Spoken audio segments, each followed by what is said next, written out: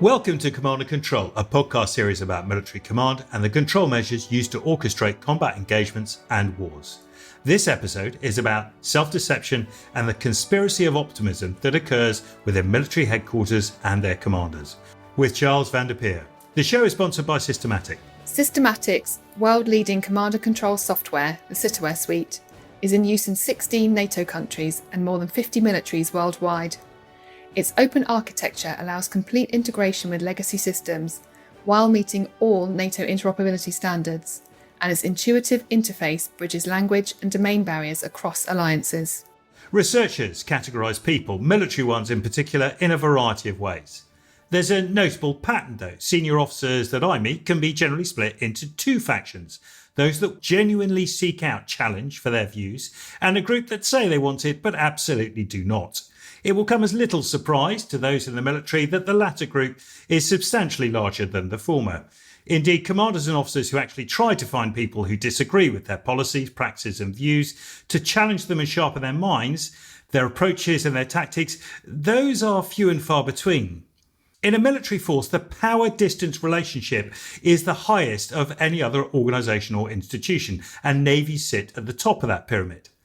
That power-distance relationship is one that describes how individuals view authority and an unequal distribution of power. When captains of warships have traditionally had power of life or death over crew, often the oldest and most experienced person on board, and have themselves grown up in that culture, it's not difficult to see why such metrics arise. But it also makes them the least likely to seek, and certainly not relish, challenge. And also why internal challenge doesn't work particularly well in doing anything but affirming the conventional view. But there's another factor that skews the military psyche: a culture of self-deception and a conspiracy of optimism. I came across an article written in War on the Rocks back in 2019, and I thought it worth bringing to your attention. I could have just posted it on social media, but it was good. I mean, really good, and worthy of much more than simple signposting. So I reached out to the author and asked him to come speak about his findings. Dr Charles Vandepeer is a senior academic in intelligence and national security at Charles Sturt University in Australia. Charles's career has included service in the Royal Australian Air Force as an intelligence officer, gaining operational experience on deployments to the Middle East. Prior to joining the Air Force, he served in the Australian Army Reserve. Charles has also worked as a civilian defence operations research scientist and was an adjunct fellow at the University of Oklahoma's Centre for Intelligence and National Security.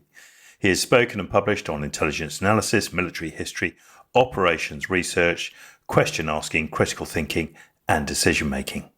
Charles, welcome to the show. Let's start with the basics. When I say conspiracy of optimism, it became a popular phrase in Europe, particularly in the UK, as academics started using the phrase about military procurement back in around 2012. But your article referred to this in a different way, or using procurement as only one aspect. So what's the central thesis of that article and your research and finding at that stage? Peter, look, thanks for having me, and thanks for reaching out. I guess it's always a timely topic because it doesn't go away. And I guess that was the central theme of what I was looking at. The context, I guess, that I led with was that it was actually a Minister of Defence in Australia who used the quote, conspiracy of optimism, when describing back in the 2000s advice that he was getting from the most senior officers in the Australian Defence Force.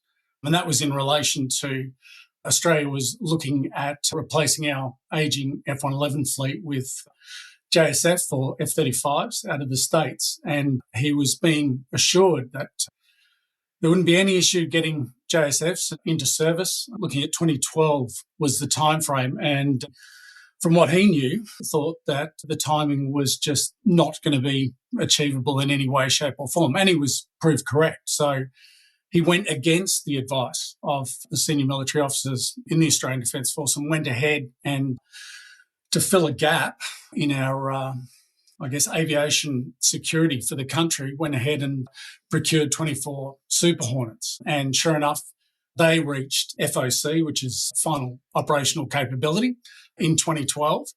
We didn't have the JSFs as he'd anticipated by then, and the F-111s had been retired in 2010. So I guess by ignoring the advice he was getting, but I guess he was concerned that he just kept on getting positive advice, that everything was going to be okay, and it clearly wasn't. And he spoke about that on a couple of occasions. And I guess that got me interested in, and again, it's a quote, conspiracy of optimism. When your Minister of Defence is using it, you know there's probably some issues. So look, my background is as a military intelligence officer, and we, military intelligence, look at opponents. We look at what their capabilities are, what they say they can do, what they can actually do, what they can bring to a fight, and make assessments and judgments on that. I guess the challenge as, serving military officer is then you start to look at your own side and go, well, hang on a second, if they're making these claims as Red Force, what is Blue Force doing? And you see this as a trend. And I start with a quote from Lieutenant Eyre, who was one of the British survivors out of the expedition into Afghanistan back in the 1840s. And he actually went on to write a book. I mean, the British forces were slaughtered as they made their way back through the Hindu Kush, notably with one survivor. He'd been captured earlier, so he survived. And his observation was, look, despite the situation on the ground in Kabul, the senior officers were going with their wishes, not with facing the reality on the ground. And he said, basically, it was going to be a fearful lesson that would teach them that you can't base operations on your wishes. And of course, that, picking up that story at the time, back in 2019, we were looking at Afghanistan and what was going on there. And I think lots of people had already raised issues. And in the article, I've drawn a lot of sources where we just had this overly positive reporting. And it wasn't just Afghanistan. And in the article, I talk about experiences in Iraq with the British military reporting in Iraq that have been picked up and focused on, where you had the Prime Minister rocking up in the early days of Iraq and senior leaders to find the situation on the ground was very different for what has been reported. And there's this filter system because there was motivation, this self-deception. And Barton Whaley described it as motivated misperception, can see but won't. And because there's that motivation towards we've got to, in the Iraq case, we've got to hand over security to the Iraqi forces. It's placing a lot of strain on the British military, so we need to get out. So what happens is that the news from the ground up, which is, hey, things aren't going well, gets filtered the higher it goes to the point where it's, well, actually things are positive. So you take a positive perspective. And this is an ancient problem that militaries have had. This is not new. And so it's not hard to find evidence of that across wars. And in this case, World War I, I drew on Churchill making the observation that it wasn't even necessarily the most senior officer who was looking for positive spin. It was the perception that the positive spin was the way that it should be reported up, that people wanted to report positively so that that's the way to get promoted. That's what people want to hear. And this motivated misperception going up, even if it turns out that the people at the senior levels might want ground truth, by the time it gets to them, it's usually been filtered so much that what they're hearing is far too overly positive a perspective on the situation. Now, critiques would say, surely, that a can-do attitude in military organisations is the thing that makes the impossible possible. That the spirit of the fighting man is able to carry it forward. That's something to be celebrated. It's something that we should talk about. It's very positive. But the can-do attitude is something very different from this idea of a conspiracy of optimism. The can-do attitude, obviously, it often acknowledges the gritty impossibility of what they're facing on the ground, and despite that goes on and does it. That's not about a conspiracy of optimism at all. I mean, the two things aren't related, surely. No, so when you look at it, the can-do attitude is something that is, hopefully built into militaries, is hopefully built in at the ground up, because what's often asked is quite difficult against a living, breathing, thinking, fighting opponent. So that positive approach of we have to overcome those barriers, we have to overcome those challenges to take the objective to achieve the mission. That's very much, you have to have that positive attitude going forward. But that's very different to denying reality to get there. And I think you see that when you look at, particularly, I guess, at the coalface groups like Special Forces who deal in the reality of, this might go wrong. we have to actually do it. There's the can-do approach. How do we make it happen? How do we actually do it? With that realistic basis of we've actually got an opponent that we have to deal with. And I think the challenge is the higher up you go, the more divorced from that immediate threat to life. You see this almost a divorce from the reality to expectations and that positive expectations and that positive spin. And so I think that's where the problem starts. And it is a problem because the bigger the gap between your expectations and the reality, the greater the chance for shock. And so one of the authors, and I do encourage people to look at this, Marc Bloch, who is a French army officer and then member of the resistance. So he'd actually been an army officer in World War One and then World War Two for the weeks that the French army lasted against the German onslaught. And after the French had collapsed, he actually went and looked at and wrote a book called Strange Defeat, actually analysing what on earth happened. Why did France collapse so quickly when on paper they were the stronger military force? And he is very honest in that book and provides some really good insights into this disconnect at the senior level between their expectations and the reality of a fast-moving German blitzkrieg, which he also points out. The Germans had taken Poland some 8 months before, so that French actually had a model, and the English had this model of how the Germans could well fight, which they moved quickly with armour at speed. And yet they hadn't used that intervening period to try and close that gap between expectations and the reality of how the Germans were fighting. And Bosch describes a scene, or multiple scenes, but there's one scene that he describes where there's a French general just staring at a map in a headquarters, unable to comprehend the speed of the Germans, unable to make any reasoned decision, and simply just stunned the leadership at the top, unable to support the troops who were doing the fighting at the ground because they'd simply been outthought. So I think that's where the problem is. I think there are aspects of that can-do military attitude that are so important for overcoming tremendous odds and fighting through. But there has to be a narrowing of that gap between that over-optimism that we see so often and the reality of this is going to be a hard fight. And yeah, we can do it, but we're going to have to deal in the reality of a living, breathing, fighting adversary. It's interesting. As you talk, I'm reflecting on, both you and I have worked in headquarters in the Middle East during those periods. And I remember just in 2003, 2004, there was a sense that things were not going well. We thought we'd done okay, but we knew there were some underlying problems that were sort of emerging. The transitions and all that sort of stuff that was going on. And yet that sort of texture, the context of that rarely got reported up to higher headquarters, right? As you say, they got filtered out.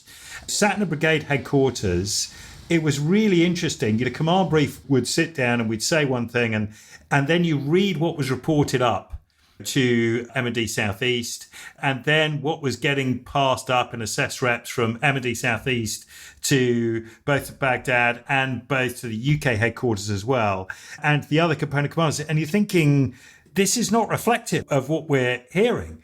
It's very different. The language, and you and I both understand, as most of the audience will, military language, it didn't translate. It wasn't like, no, we're doing it in a more subtle way. It just wasn't reported. And I found that a very peculiar way that military headquarters worked in terms of those filters. The commanders heard this stuff, but they deemed it not worthy to report up, or it hadn't reached a catalyst for them to say anything. I always found that very strange. Was that your experience as well? And so I guess my concern is that, and I make this point in the article, most organisations actually know what's going wrong. So people in organisations, whether it's military, whether it's civilian organisations where things go wrong, people in the organisations know and will often attempt to report it and put it forward and get it up the chain. And so I think that's always a problem in that the information is there, but it's not necessarily acceptable, or where there's a need to demonstrate progress and put a positive perspective on it. The information's there, so you pick the most positive source of information, and that simply reinforces that. So that would be my perspective and my observation on that, the information exists, it just gets filtered as it goes up with the expectation that people want to hear something that's far more positive. And yet people on the ground know the situation. One of the challenges, I guess, is in assessing those things is what are the measures that you use? And, Vietnam, we saw body counts used as a measure. There were similar things potentially in Afghanistan. And the problem is in selecting these measures, that can be one of the ways that the information gets filtered. But if you look at something like freedom of movement as a measure, people aren't travelling around in open-top cars freely going wherever they want to or need to. They are going heavily defended, bodied up in body armour, in convoys with all guns and overwatch going on, which is telling you that how do we measure that? That's probably telling us something. We don't have freedom of movement, which tells us that the situation's actually pretty bad. But I think an efforts from the top, and there can be efforts from the top to try and get that information up. But it's very individually based. And as you talked about at the outset, there are some people who genuinely want and actively seek out that information. But for the most part, it gets filtered out because everybody's busy and running around trying to get stuff done and potentially fight the fight as well. I think one of the challenges is that when things are busy, there's that reluctance to ask questions internally.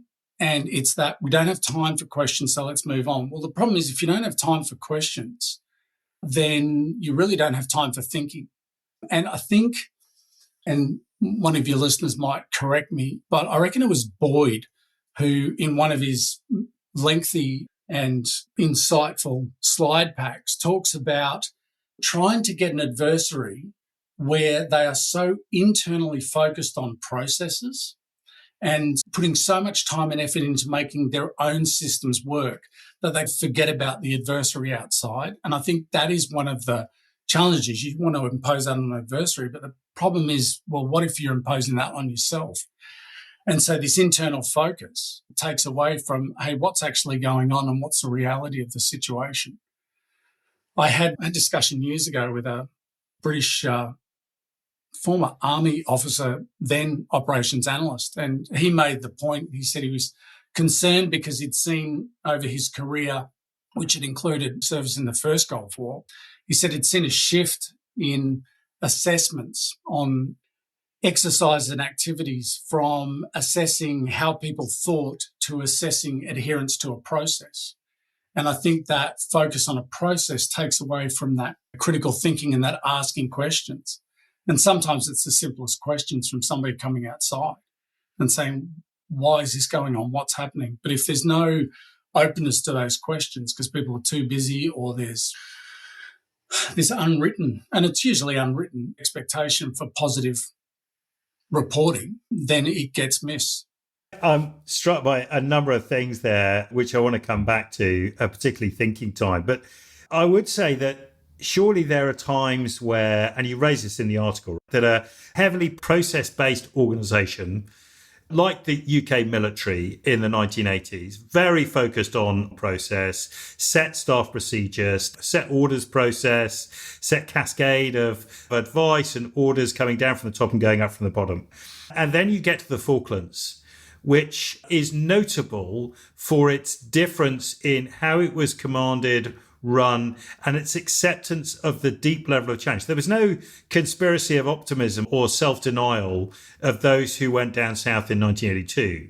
This wasn't the Soviets, but this was a really, really tough fight.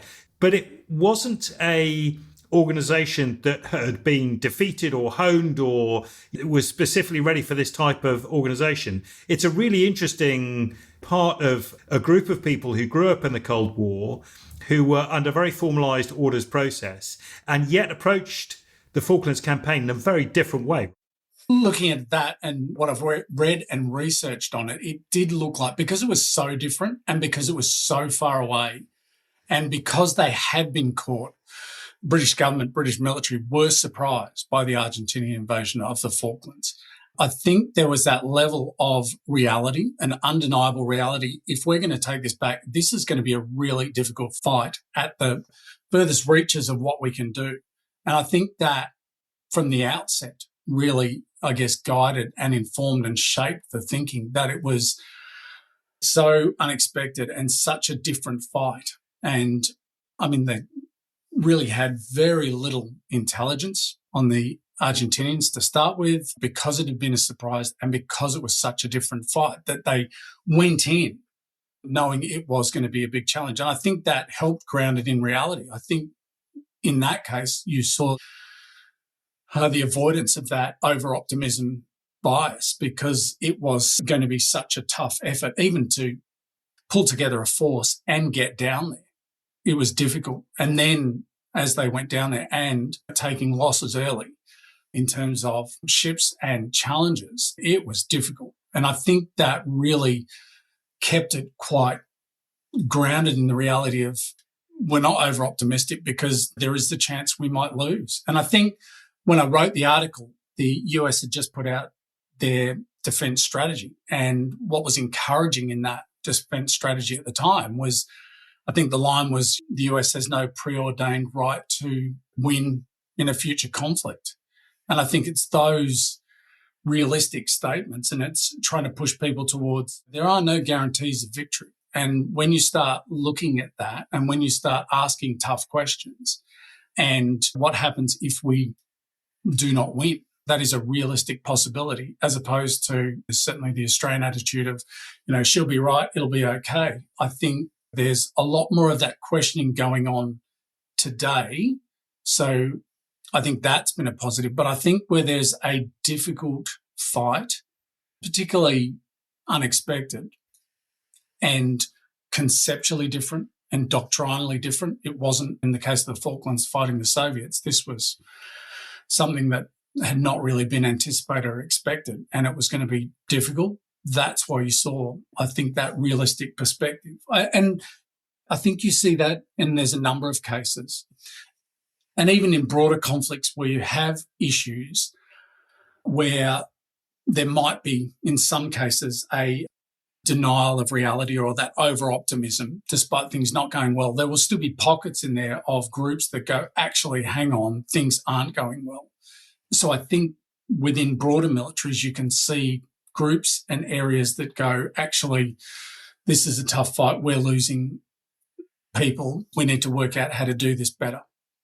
I'm struck by conversations I've had with people in industry, because this is not just a military problem or a peculiarity to military headquarters.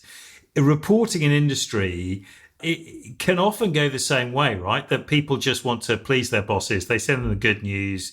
They think that the small problems won't grow and that they can be sort of mitigated or ameliorated at a lower level, that it's not worthy to bring these things up to a board level appreciation. And you see this in a number of industries where a number of companies have eventually gone down the pan. They've certainly come up against, major challenges because of this failure to report, the governance cycle being incorrect. And there are a myriad of cases that you can point to, even in political parties. The recent woes of the Scottish National Party in the UK. We're talking about this in June 2026, where there's embezzlement that went on of finances, claiming that it wasn't seen. There was a conspiracy of optimism, if you like, on behalf of society at that stage, just to believe that everything was all right in the party and the organisation of the finances, that all this could be explained. But it is somewhat more serious and peculiar in militaries. Is there a certain facet of military culture that makes this more likely? Is it something that is different to civil society and industry? Is there something special about the military and the conspiracy of optimism? I don't know. I think it's an aspect of human nature. I think it's evident across industries. I think it's more apparent within the military because the costs are so great. And when you lose a military conflict, then it's lives lost, people die. And so it's quite apparent and quite measurable. But I think it's inbuilt in human nature that if you want to get promoted, the goal is be like your boss and report positive information up. Everything's fine. Everything's going well. We're all good. And I think you see that consistently. But you also see it at the individual level as well. And I think there's a great analogy with, the TV show Grand Designs, where you look at how many series they've had. And this is people going to set up their dream home, and series after series, episode after episode, it's always over budget and over time because they're incredibly over optimistic. They just wish away challenges. And that's at that individual level with something they're doing. So I do think it's inbuilt in human nature. And if you go back to ancient accounts of warfare, hubris and overconfidence are just continually warned against in these texts. So I don't think it's necessarily peculiar to the military. I just think it's more apparent when you have things that go wrong, because all of a sudden it's quite apparent. The reporting in Vietnam up to the Tet Offensive, things are going well. And then you had the Tet Offensive, which they talk about being a tactical victory for the US, but a strategic failure because the reality was so different. The Viet Cong could launch this major attack on cities and be broadcast across US televisions, which was an entirely different narrative to what had been being presented by the government and through the military. It was such a disconnect. And so that's quite apparent. But I do think this is something we do see consistently. And the military recruits out of society. And so we see this in society. We see this in the military. So I think it's also probably a coping mechanism as well for people. When it all gets too much, then an optimistic outlook is probably something we default to. I guess the other downside is when we start defaulting to a pessimistic outlook, we end up with major societal issues as well. But as we look at all the military campaigns, particularly since, say 1970, there aren't many examples we can point to where we haven't had this optimism bias, where there's been a sort of gritty reality check that is reported honestly up, that politicians and leaders accept. They don't get shocked when they walk into theatre and they go, oh my God, this is so different from what I'd heard about or what I expected. There aren't more than a handful of those. So there is clearly an issue that still exists, but we know how to overcome this. It's within social sciences literature, within expert advice. There are people who can tell you how you stop having delusions of adequacy and an optimism bias. We know how to do that in headquarters, right? You point to some of these factors in the article. Yeah, but it takes time, it takes effort. And I think leaders have to actively seek out those alternative perspectives. They have to reward those alternative perspectives. They have to encourage those alternative perspectives that provide that different source of information that say, well, actually, things aren't going right. They have to be open and willing to question. And that has to be the accepted mode. Historically, that has occurred. And the example I pointed to was in the lead up to D-Day, when Eisenhower, one of the US majors who engaged with Eisenhower when he and his entourage were coming round and talking to everybody before D-Day kicked off in the months leading up. And he said, look, dealing with Eisenhower was an exercise in leadership. Eisenhower presented the plan to these officers and then opened it up for questions. Took questions, answered questions. And the major made the point. He said nobody was too junior and no question was too irrelevant. Eisenhower answered them all. But that's comfortable with the plan and that's a willingness. It's also was particularly good because, hey, let's identify the weaknesses early. And I think that's one of the important aspects is you've got to develop an environment where the questions can be asked and raised and pursued, because what you're trying to do is build a better plan or achieve a better outcome. If you can't handle questions from inside your headquarters or inside your own ranks, if they're seen as unacceptable or uncomfortable, then you're kind of missing the opportunity, because the next series of feedback you get might be from an adversary who's taking advantage of the very weaknesses and problems that your own side would have been pointing out and asking. So I think it's hard work. Also, thinking about it now, I compare it, I'd say, a little bit like logistics. It's never solved. It's a constant thing. And I think the over-optimism and this optimism bias is a constant challenge. So it's not solved at one point.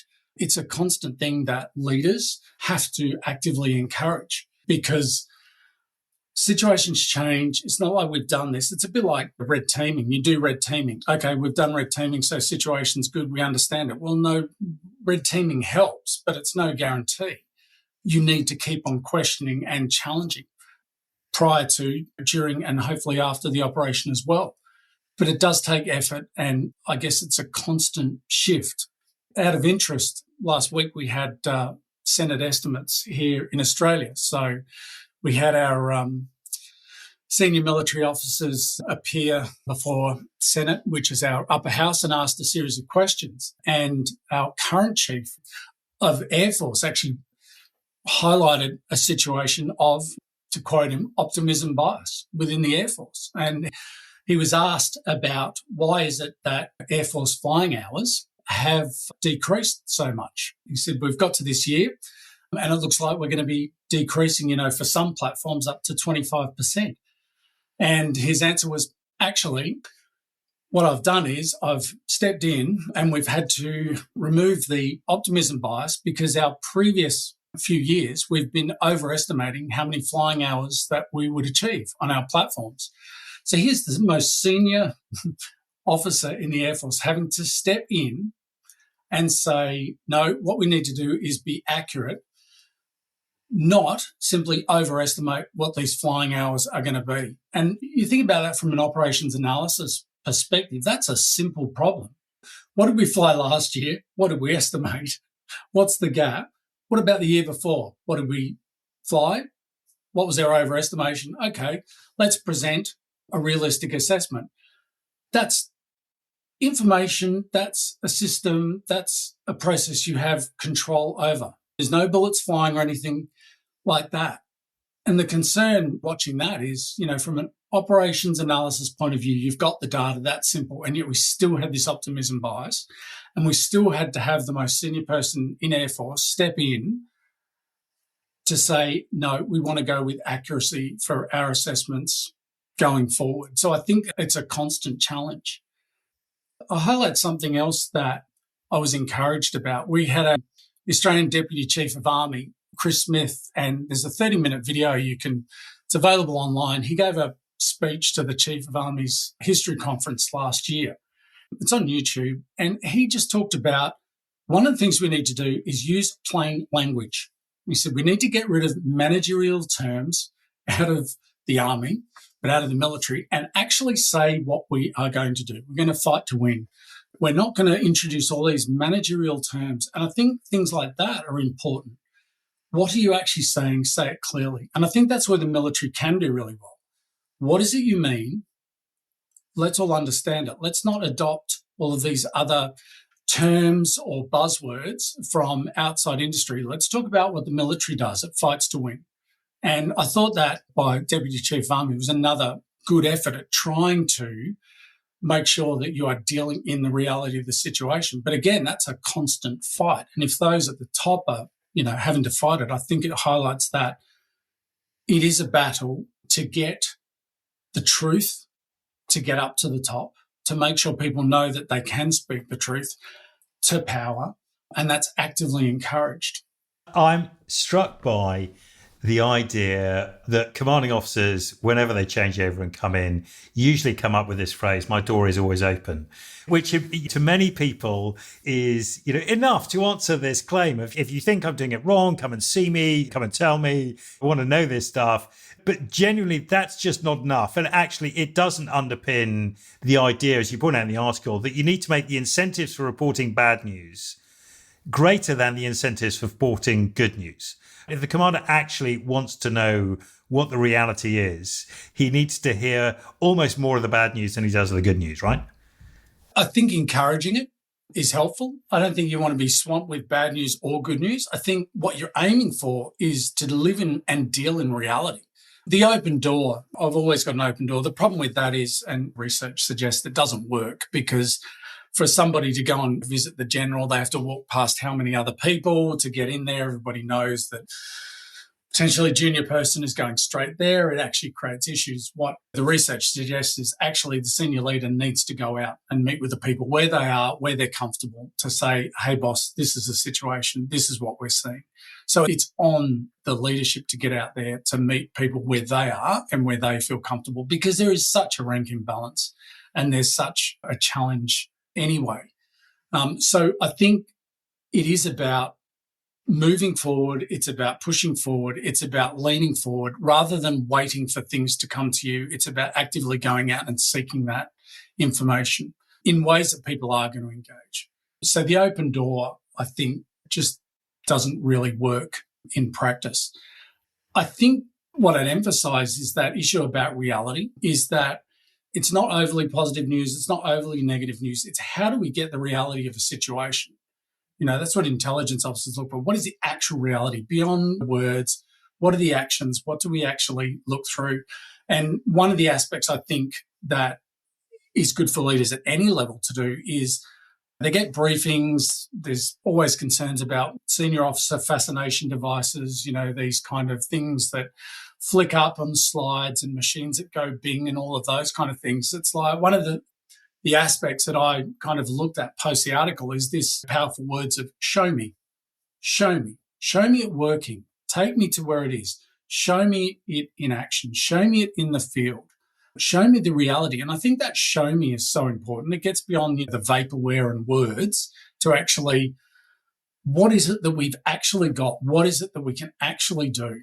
And I think in an information overloaded environment, I think that's really important. It's not just taking things at face value. It's when people go, hey, show me, it's like, well, okay, the boss is serious.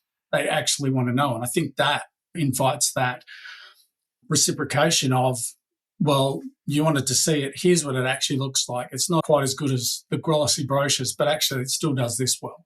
And I think that is part of that way of getting me closer to the reality. And the other thing I'd say is, for a military force that deals in reality, you think about that from an opponent's perspective. If you went up against a military who is dealing in reality, making their decisions based on their actual capabilities, what they can do, that's a pretty formidable opponent, and that's a pretty formidable deterrent. One of the things that is evident from looking at all these campaigns and reflecting on this conversation is the point about commanders who think, right, and create themselves thinking time. So it's not just the going out and the show me, it's those who have the ability to sit in silence, in doodle, in read a book, and allow their subconscious to work to come up with some of these plans that start to understand the reality, to overcome the optimism, to reflect on what they're hearing, and to create that. In the academic world, you know, even in the business world now, this is called the attention economy, right? The idea that you are not distracted by things that go ping, by dashboards and endless presentations, that you have time to reflect, consider, is one of those things that happened in 1982, where we're holding up as a good example of where military commanders escaped the optimism bias in the process they had before. That's no self-delusion. The fact that they were en route south, there was no TV, there was not real-time signals, there was no Merc or chat functions that they were dealing with. There was just going out, seeing people, seeing ships, and then spending time thinking about the campaign, thinking about the adversary, thinking about what they were capable of. Was one of those moments where you get to this idea that we can think and create space for thinking. And yet the narrative about command and control today is about speed. It's about you won't have time to think. You need to do these things so fast that the only time for thinking is prior to a campaign. Do you think that we've lost some of that worthiness of thinking that Jim Mattis and others talked about? The idea that he would take a small library with him to reflect and use his time to think, consider, spend time allowing his subconscious to work to overcome these things. Is there something in that? Do you think we're in trouble with this obsession with speed? I think we're in trouble with the distraction that systems and tools and apps and everything throw at us. And I think if things are going to move as quickly as people argue, then prior to, as you point out, is the thinking time. Well, we better be doing some pretty deep thinking right now if we're just going to have to react. I don't think and this is my personal opinion, yes, there will be speed, and they talk about things happening in seconds and microseconds.